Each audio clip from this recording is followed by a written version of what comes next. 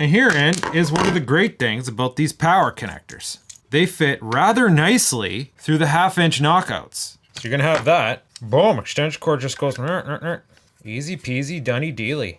This one's used. This one's old. Okay, whatever. Yeah, that's ready to mount now. I am a robot. Meep, meep. Robot. Robot.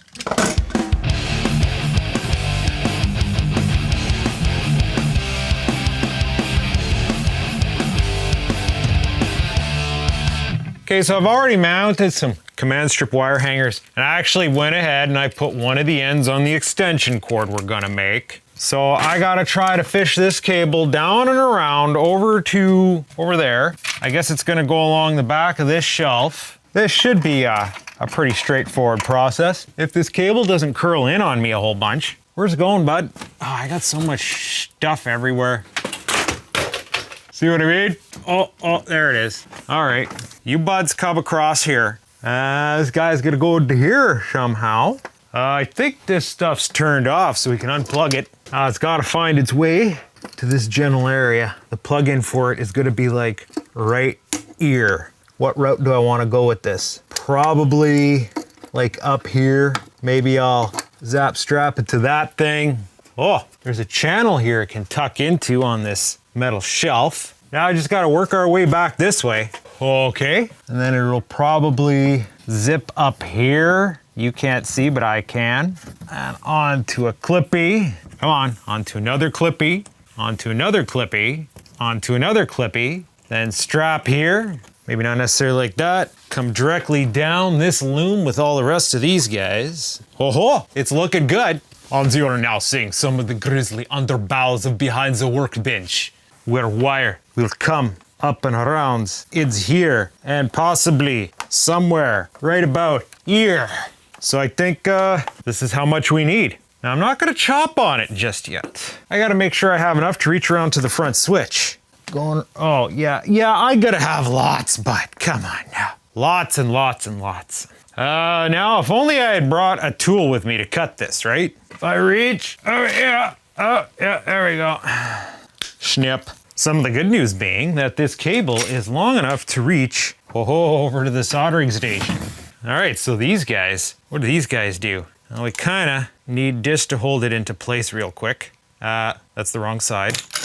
And then we can undo this, and take, or I guess we could leave that on now. I guess maybe we don't need the vise. We should slip that on there before we forget. I trim back just a whiff of it. Makes it tricky to get all this stuff off though. Trying not to cut myself.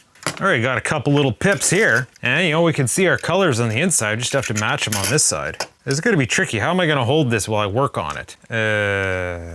Might have been better off putting this in the vise.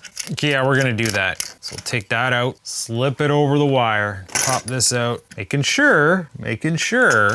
Okay, now will it stay there for us? That looks good.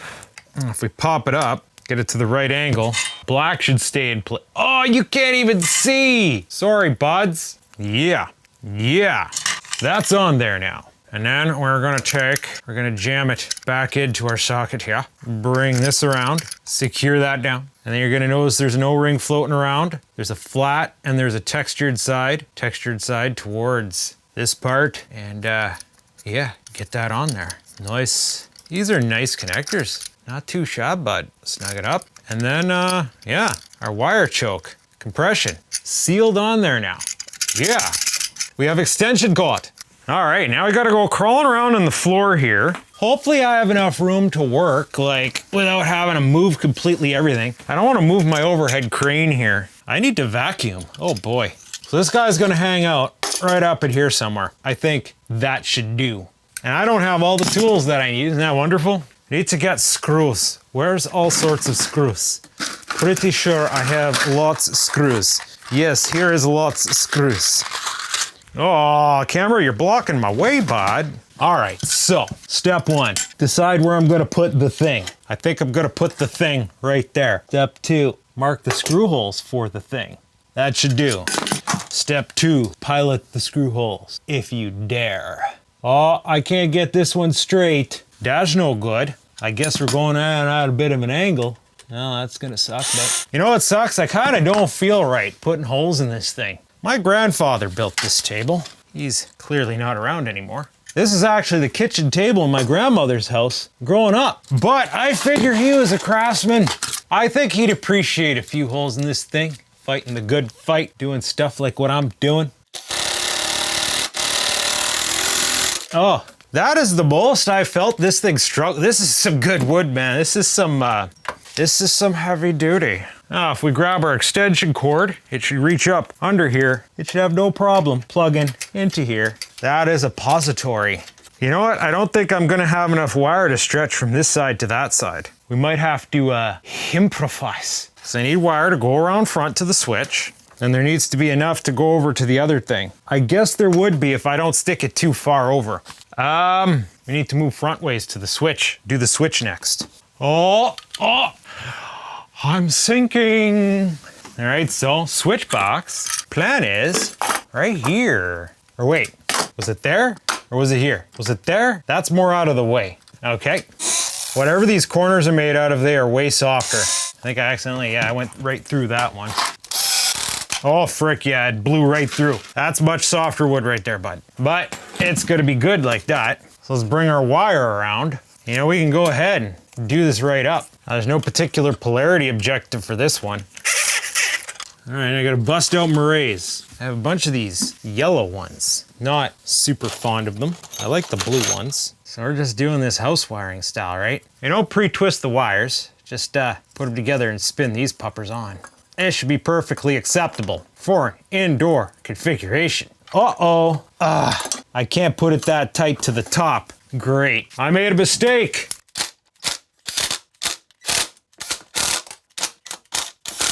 These things have overlap. Am I gonna be able to fit it over that overlap now? That means I'm gonna have to redo the box on the other side I've already mounted. I put it too tight to the side too. Okay, looks like we're crisis averted on the switch plate. I managed to finagle it so there's just enough. So in theory, when I flick it this way, that should turn things on. Another thing is I wanna secure these wires. Try not to drill through the top. Okay, good. Except we're making a dusty mess everywhere. Climbing under the table. Joined me for some wire mounting dominations. Not quite the flattering angle, bud. Just right up there, bud. Okay, so hopefully we're not gonna get any of this in the eyes. Oh, that fell on the vacuum. Hey, Phillips, you're not supposed to do that. No, Robertson, Phillips is supposed to do that. Aw, come on, man. Need 2 hands to get this into place. Okay, that should do it. Can you even see what I'm doing? I'm getting too old for this. Oh no, I don't think we are gonna have enough room to get to the other side. One last one here. Okay, back to the other side. Used to be, I was agile enough to be crawling through here like this. Now I'm not so much anymore. Or, yeah, I'm doing okay, buds. Okay, so this thing, butt up there, is not gonna allow us to get the cover on. Hopefully I got enough slack here. No, it's I can't put it there. To make matters worse, how am I supposed to screw it in behind this thing? I think there's a few thoughts that I forgot to have when I was designing this. I don't want to have to dismantle this. Well, it might not be that bad. Okay, well, we like doing things twice. Yeah, I don't like just directly drilling into wood like that. That's some tough wood though, bud. Okay, now our cover will clear. Can we get this connector closed? Answer that question was yes. Can we get this wire chopped down?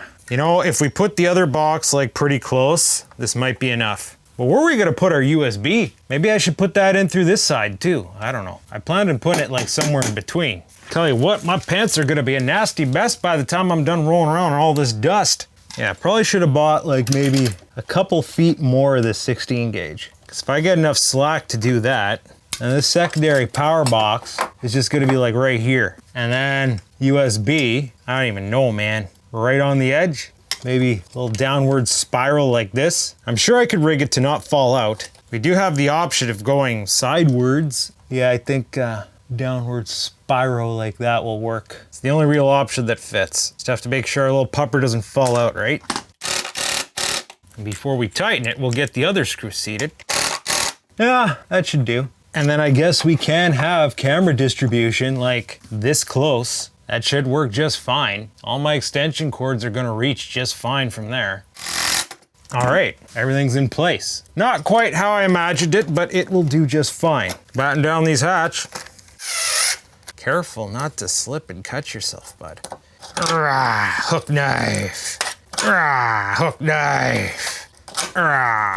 This guy. All right, now we match colors here. Now we should just be able to tuck that all in. All right, our camera power bay is secure. Oh, this shaft has gotten in the way. All these wires are now here, are now through. Tighten this down. That should be good enough. That angle was wrong.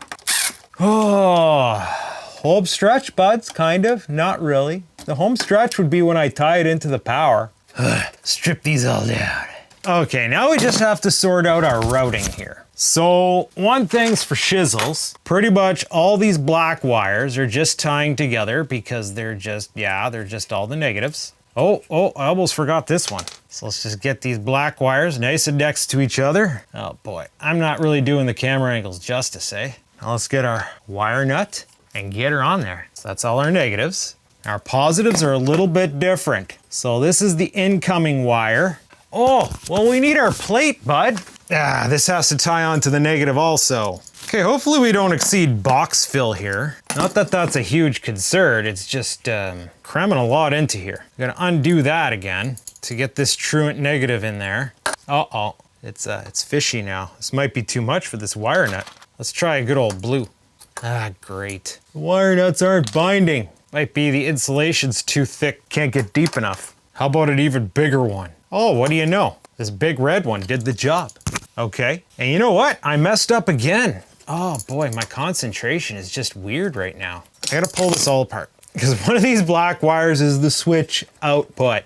Frickin' guy. Okay, let's try this again. So one of these black wires is the switch. These two are negative. Here's another negative, and here's another negative. All right, that's all the negatives. So here is a positive. That's gonna go to the switch. This is coming from the connector, from the extension cord, and then we wanna connect these two fuse sources. No, we wanna connect the one fuse source that's going to the full on bench power, right? Right. Then the return from the switch is gonna go out to this box and the fuse for the USB power, like so. And then finally, from the fuse of the USB power out to the USB breakout box. We're probably gonna need a smaller moray because it's only 2 wires, like a good old fashioned orange one. Okay, this is all good. It's just a question of can we cram this all into this box now? I don't think we're gonna have much room for more accessory. Oh yeah, it's fine, bud, it's fine. But what about this upper screw? There's a possibility that if I undo this nut bolt combination right here, I might be able to slide this power bar down enough, just like that. Okay, so now we can plug this in. Now we just have to get power to this system. Now how might you ask do we do something like that? We gotta go dipping into our system here, right? Wow, it's freaking dark. Oh, horror movie lighting, yay! Oh, we just get our popper here. Popper through the hole. I've already test fitted this thing. I already made the hole, so got a bit of a head start. Secure it on there. All right, so without turning this thing off, well, you don't really need to. You just bring one of these around, get it onto a lug of the main distribution here, this little fuse block. How much more in here can we get? Fuse block, and then I gotta get one of these onto one of these terminal strips. I'm gonna go for that one there, which is going to just disconnect power from upstairs if I loosen it. Get that on there. I have like room for like one more thing in this box and then it's full. Yeah, we just have to pick out a fuse. So I was gonna go with a 10 amp system.